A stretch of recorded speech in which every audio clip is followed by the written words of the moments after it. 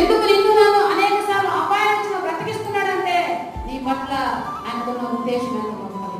నువ్వు భక్తి పరుడువో, నువ్వు నీతిమంతురాలో, నువ్వు దేవునికి పనికొచ్చేంత పాత్రలని కాదు, కానీ సరైన ఆత్మీయ జీవితం లేకుండా లోకాన్ని విడిస్తే నరకానికి వెళ్ళకూడదు.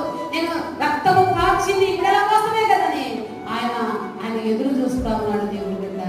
ఎందుకు మనల్ని బ్రతికిస్తున్నాడంటే నువ్వున్న ప్రాంతంలో కొన్ని ఆత్మలు ప్రభు నీకు అప్పచెప్పడానికి నేను బ్రతికిస్తా ఉన్నాడు. నీ కుటుంబాన్ని నువ్వు వెలిగించడానికి ప్రభు నువ్వు బ్రతికిస్తా ఉన్నాడు. నీ పనిచేసే ఆఫీసు దగ్గర కొంతమందికి దేవుని సువార్తను ప్రకటించాలని ప్రభు నువ్వు బ్రతికిస్తూ నీకు ఆరోగ్యం ఇస్తూ నీకు క్షేమాన్ని ఇస్తున్నాడేమో ఒకసారి ఆలోచించుకో. అందుకంటున్నాడు బాల్య దినములైన సృష్టికర్తలో స్మరణకు నేర్చుకోకుంటే మనం నశించిపోతాం, మనతో పాటు మన కుటుంబాలు కానీ పాడైపోతాం. అందుకని ఏ ఒక్కరు నశించిపోవటం ఆయనకి